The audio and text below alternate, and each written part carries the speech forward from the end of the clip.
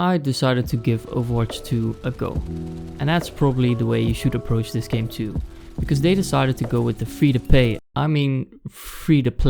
model. You need around 50 gigabytes of free space to download the game, which nowadays is average. And after the download, it created this desktop shortcut that looked exactly like the old one. I thought, wait, did I just download the first Overwatch game? So I started it and a cutscene starts playing. And again, I'm like, wait, this is exactly what the old one looked like. Let me just skip past this. Oh wait, it is the second game. Little did I know, but this experience right here basically describes this whole game. Anyways, moving on. The queue times are pretty bad. Here's what happens when they all try to get through the door at once. Move it, shout ahead. We call it Three Stooges syndrome. I heard it's the worst on NA servers, but I think they'll fix this and I don't see it becoming a problem in the long run. However, if you make a free-to-play game like this, they probably should have seen this coming. If you use the same Battle.net account, apparently you could transfer your progress from the previous Overwatch to this one, but all I have heard about that is that it doesn't work, at least right now. I didn't play Overwatch on this account before, so I have no idea if it works. Also, the old servers have been shut down, so I don't know if you can even go back to check if all your skins have been transferred properly.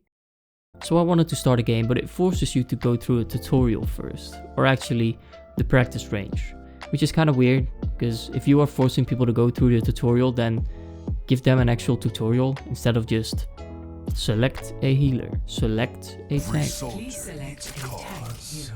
Please select a support hero. Please select a damage hero.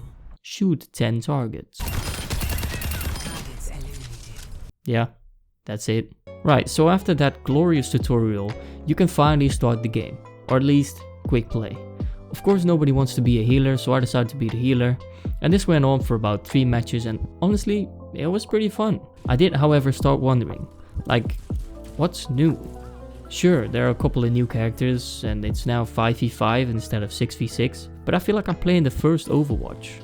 Then I thought, well, since it's free to play, I'll take it, I guess. As long as you have this mindset, I think you won't be too disappointed, but if you were hyped for this game, then you might want to lower your expectations.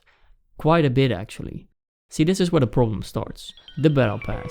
Because the game is free to play, I can't blame them for having a Battle Pass, even though I don't like Battle Passes in general.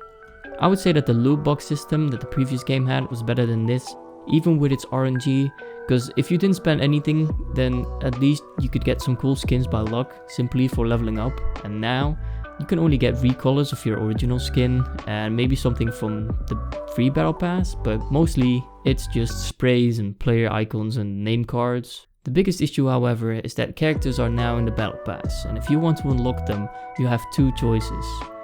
Either buy the premium Battle Pass, giving you access to the character instantly, and unlocking all premium tiers. Hey, that smells like regular! She needs premium, dude!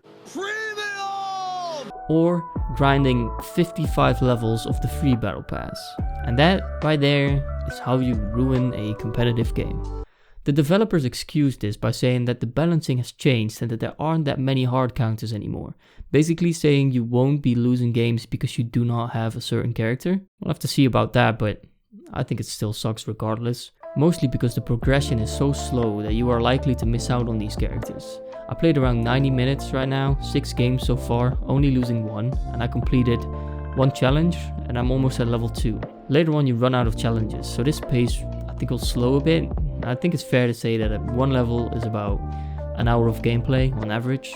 This means it'll take you about 55 hours to unlock a character, and if you play 2 hours a day, that would take you 28 days. Also, how are they gonna do this if you miss a season? Do you miss out on the character forever, or will you be able to buy them later on? And if so, what will the price be? Because the skins alone are rather expensive, and I don't expect these characters to be the same price. There really isn't much I can say about this game. Right now it feels like a straight up copy from the first Overwatch, and that game was good, but I expected something new here. Not just them copying the game and then adding some characters. It's just a regular Malibu Stacy with a stupid cheap hat. She still embodies all the awful stereotypes she did before. But she's got a new hat. I would rather have bought this game full price and then have all the characters unlocked like in the previous game.